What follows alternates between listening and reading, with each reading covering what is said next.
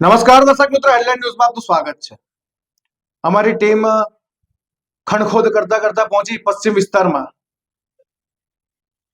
પહેલી વાત તો કે ભ્રષ્ટાચાર ભ્રષ્ટાચાર ને ભ્રષ્ટાચાર, માત્ર ભ્રષ્ટાચાર જ ક્વેશ્ચન માર્ક છે. અમારી ટીમ પશ્ચિમ વિસ્તારમાં પહોંચી ત્યાં તો જોવા મળ્યું કે શ્યામલ પાર્ક થી લઈ અને શ્રીધર બંગલા સુધીનો રોડ બનાવવાની વાત એક જાહેરાત બોર્ડ પર જોવા મળી, જેની કામ શરૂ થવાની તારીખ હતી 2024ની 18 તારીખ 18/11/2024 અને કામ પૂર્ણ થવાની તારીખ છે એ છે 17/4/2025, એટલે કે 150 દિવસનો પ્રોજેક્ટ હતો રોડ બનાવવાનો. 18 મીટરનો રોડ બનાવવાની વાત હતી અને 150 દિવસ પૂર્ણ થઈ ગયા, કામ શરૂ થયું નહીં, કામ પૂર્ણ થવાની તારીખ પણ જતી રહી. ત્યારે ગત મોડી સાંજે અથવા તો બપોરે આ કામ શરૂ થયું. અમે ત્યાં પહોંચ્યા, ત્યાંના રહેવાસીઓનો રોષ જોવા મળ્યો, કારણ કે ત્યાંના રહેવાસીઓ તો છેલ્લા 8 વર્ષથી રોડ માટે લડી રહ્યા છે. વરસાદમાં ચીકાસવાળો આખો રોડ ચીકાસવાળો થઈ જતો હોય છે, લોકો ત્યાં પડે છે, લપસી જાય છે, હાડકાં તૂટે છે, વરસાદમાં પાણી ભરાય છે, તકલીફો પડે છે. ત્યાંના રહેવાસીઓ એ રોષ ઠાલવ્યો. પરંતુ વાત કરીએ ગુજરાત રાજ્ય સરકારની, રાજ્ય સરકારના નિયમ અનુસાર કોઈ પણ કોન્ટ્રાક્ટર જો કામ હાથમાં લે છે અને એની ટાઈમ લિમિટ પૂરી થતા પહેલા કામ પૂરું નથી થતું અથવા તો કામ શરૂ જ નથી થતું, તો જે પણ રકમ હોય છે વર્ક ઓર્ડરની, એ રકમના વધુમાં વધુ મેક્સિમમમાં મેક્સિમમ 10% પેનલ્ટી લાગતી હોય છે. આવો જ એક કિસ્સો સામે આવ્યો છે. જોકે સ્થાયી સમિતિના ચેરમેન શીતલ મિસ્ત્રી સાથે વાટાઘાટ કરતા એમને જણાવ્યું કે અહીં તો સ્ટોપેજ હતું.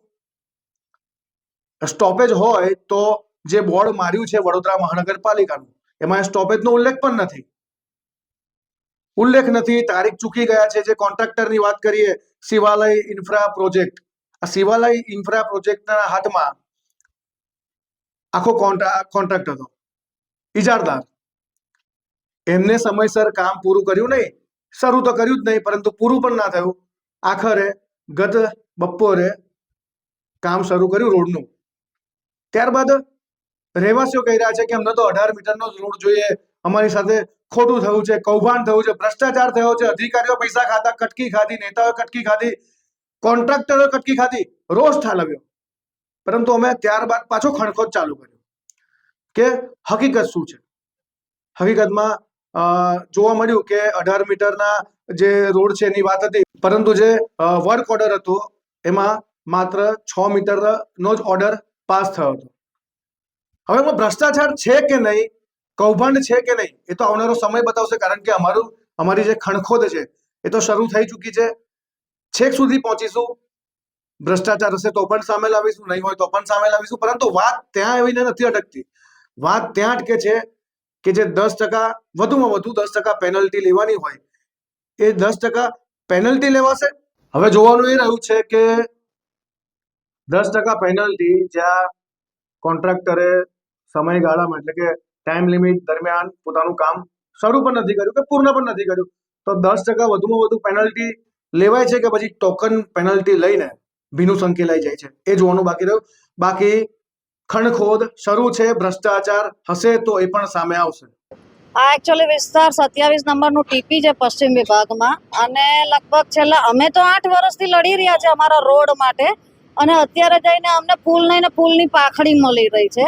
લગભગ ગયા ડિસેમ્બરમાં અમારા અહીંયા એક બોર્ડ માર્યો છો એકદમ શામલ પાસે, કે જેમાં 18 મીટર રોડની જાહેરાત છે, જેમાં આટલો ખર્ચો બધું લખેલું છે એમાં, અને એપ્રિલની સમથિંગ તારીખ સુધી પૂરું કરી દેવાનો હતો.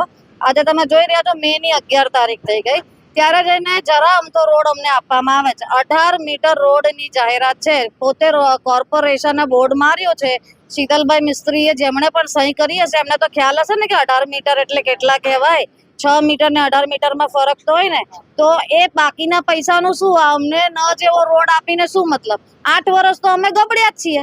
અત્યારે બી શું અમે બીજા ખાલી અડધા પટ્ટામાં ચાલે ને અડધા પટ્ટામાં ગબડીએ એવું કરીએ? 3-4 વર્ષ પહેલા સીમાબેન મોહિલે અમને આશ્વાસન આપીને ગયા હતા કે ભાઈ તમારો રોડ થઈ જશે, ગ્રાન્ટ પાસ થઈ ગઈ છે. બસ અમે વાયદા અને આશ્વાસન સાંભળી થાકી ગયા, અને અત્યારે અમને ખાલી ખુશ રાખવા, આ કદાચ આ મસ્તી જ હશે અમારી જોડે, આ ખુશ રાખવા માટે અમારી જોડે આ કરી રહ્યા છે 6 મીટર રોડનું. શ્યામલથી લઈને શ્રીધર સુધીનું, શ્યામલ પાર્ક લેનથી લઈને શ્રીધર વિલા સુધીનું 18 મીટર રોડ છે, તો ખાલી અમને 6 મીટર કેમ આપવામાં આવે છે? એનો જવાબ અમને કોણ આપશે? અતિશય કમ્પ્લેનો, નાની મોટી કમ્પ્લેનો, સ્ટ્રીટ લાઇટથી લઈને કચરાથી લઈને XYZ 1000 વખત આ 3 વર્ષની અંદર હું પ્રમુખ પદે છું, પછી 3 વર્ષની અંદર 1000 વખત મેં કમ્પ્લેનો કરી છે. એનો જવાબ કોણ આપશે? ખાલી ફોન પર આશ્વાસન સિવાય કંઈ નહીં મળી રહ્યું અમને. તો આગળ જો તમારા ન્યૂઝના માધ્યમથી અમને ન્યાય મળતો હોય તો અમે એની રાહ જોઈએ છે. 8 વર્ષથી તો જોઈએ જ છે, પણ કદાચ આગળ કંઈક થઈ જાય આ ન્યૂઝના માધ્યમથી તો અમને બી સારું રહેશે. અમે ઘણી બધી પબ્લિક રહે છે, શ્યામલથી લઈને શ્રીધર સુધી કઈ ઓછી પબ્લિક નથી રહેતી. મારા જ બિલ્ડિંગમાં 84 ઘર છે. 84 ઘરની કેટલી બધી, એક ઘરમાં 4 જણા ગણો તમે, તો કેટલા બધા ઘર થયા. તો પછી આનો જવાબ કોણ આપશે? આ 6 મીટર રોડ પર શું કરીએ અમે? ડાન્સ કરીએ, નાચીએ, ગબડીએ, લપસીએ, શું કરીએ? એ પછી અમને કંઈક તો મળવું જોઈએ ને. આટલી રાહ જોયા બાદ, 8 વર્ષની રાહ જોયા બાદ 10 મીટર નહીં. અને અમે હેતલબેન કરીને છે જે રોડ પ્રોજેક્ટ શાખાના અધિકારી છે, જેમના ત્યાં અમે પોતે મીટિંગ કરવા પણ ગયા હતા. અનગિનત મેં અરજીઓ ભેગી કરેલી છે, જે ટૂંકમાં થપ્પો મારેલો છે મેં, ખબર નહીં પછી છેલ્લે મારે આ બધી પસ્તીમાં જ આપવી પડશે. એમણે પણ અમને એવો જ જવાબ આપ્યો કે તમને હમણાં અમે 12 મીટર રોડ આપશું. કારણ નથી આપતા. મારી અરજીમાં મેં આ નોંધ કરી હતી કે આગળની ગ્રાન્ટ ક્યાં વપરાઈ ગઈ, અથવા તો અમારા પૈસા જે આ 18 મીટર રોડ માટે વપરાયા એ ક્યાં વપરાઈ ગયા, એનો તો જવાબ આપો. તો એનો કોઈ જગ્યાએ કોઈ ઉલ્લેખ નથી. સરકારને વિનંતી છે કે તમે વોટ માટે ઘરે ઘરે આવો છો, પણ રોડ માટે ક્યારે આવશો? ચૈતન્યભાઈ દેસાઈને એટલા બધા ફોન, એટલી બધી અરજીઓ. 2 વર્ષ પહેલા અમને છારું નાખી આપવામાં આવ્યું, કિચડ વાળું છારું. શું કરીએ અમે? એને ઉચકીને અમારા ઘરે લઈ જઈએ કે પછી છોકરાઓને કહીએ જાઓ બેટા રોજ હાથ પગ તોડી લાવજો, અમે રિપેર કરાવી દઈશું તમારા હાથ પગ? એવું કંઈક કરીએ.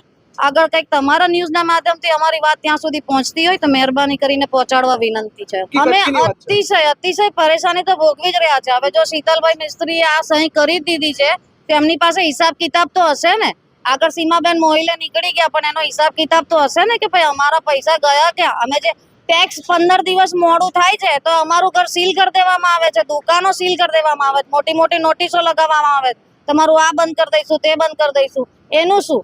અમને ના કચરા, ના કચરાની વેન, ના કોઈ વાળવા માટે આવે છે. પાણી પૂરું, જે 6 મહિનાથી અમને પૂરું પાણી તક નહીં મળી રહ્યું. ટેક્સ તો તમે વધારીને લીધો આ વર્ષે, 1000 રૂપિયા અમારો ટેક્સ વધારી દીધો. તો એ કયા અમને શું તમે ચાંદી હીરા મોતી આપી દીધા તો એ હિસાબથી અમારો ટેક્સ વધારી દીધો? આ ઇલેક્શન ના લીધે બની શકે કે ભાઈ ચલો એમાં આ લોકોને રાજી કરી દો એટલે વોટ તો આવી જાય, પછી હવ થયું જશે, પડે મરે એમને શું લેવા દે? ફૂલ લઈને ફૂલની પાઘડી કે બસ તમે રાજી રહો, આમાં અમે તમને આટલો પ્રસાદ આપી દીધો છે. એ રીતે આ લોકો છે. પણ ખબર નહીં હવે 18 મીટર રોડ ક્યારે કરશે, ક્યારે નહીં કરે. હવે એની અરજીઓ બી આગળ તો લડવું તો પડશે. બેસી રહીને તો પછી અમે બેસી રહીશું, તો પછી એ લોકો બી શાંત થઈ જશે કે ઓ કઈ નહીં આવતું, કઈ નહીં કરીએ. પણ લડવું તો પડશે. આવશે. મારી હર એક અરજીમાં હું હિસાબ કિતાબ માંગુ છું કે અમને અમારી ગ્રાન્ટ ક્યાં ફળવાઈ ગઈ, અમને જરાક એનો જવાબ આપો. પણ અમને કોઈ જવાબ આપી રહ્યું નથી. અમને ખાલી ન જેવી એક જવાબ આપી જાય તમારો રોડ થઈ જશે, પણ આગળ જે સવાલો હોય છે એના જવાબો નથી હોતા અમારી માટે.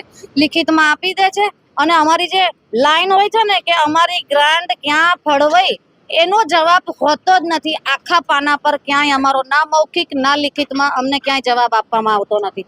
આ પણ અમે કીધું હતું કે અમને લિખિતમાં આપો, કે તમે અમને પહેલા અમને 12 મીટરની વાત કરી કે 6 મીટર આ બાજુ, ડિવાઈડર વચ્ચે, 6 મીટર પેલી બાજુ, એમ તો 12 મીટર આપીશું. પણ 12 મીટર બી એમનો બી અમને હિસાબ તો જોઈએ ને. અમને કહો તો ખરા કે ભાઈ 12 મીટર શું કામ, તો પછી 18 મીટર નું તમે શું કામ બોર્ડ મારી દીધું છે ડિસેમ્બર ખવાઈ ગઈ. આગળ પણ 3 વર્ષ પહેલા જયારે અમને કીધું હતું કે તમારી ગ્રાન્ટ ફળવાઈ ગઈ છે, હમણાં કામ કરીશું, પછી અમને એવો જવાબ આપવામાં આવ્યો કે તમારી ગ્રાન્ટ બીજે વપરાઈ ગઈ છે. પણ ક્યાં વપરાય છે એનો અમને જવાબ નથી મળતો. કે ક્યાં વપરાઈ ગઈ. અને સીમાબેન મોહિલે તો પછી જતા રહ્યા. અમારો વોટ તો પ્રહાર હશે. અમે કોઈ પણ, હું તો નહીં, મારી સોસાયટીમાંથી હું કોઈ પણ, હું ઇલેક્શન કાર્ડ બનાવવા માટે ઘરે ઘરે ગઈ છું, ઘરે ઘરે લોકોના ફોર્મ ભર્યા છે. ખાલી કેના માટે? વોટ આપો. વોટ આપશું તો આપણે મજરે આવીશું તો રોડ બનશે.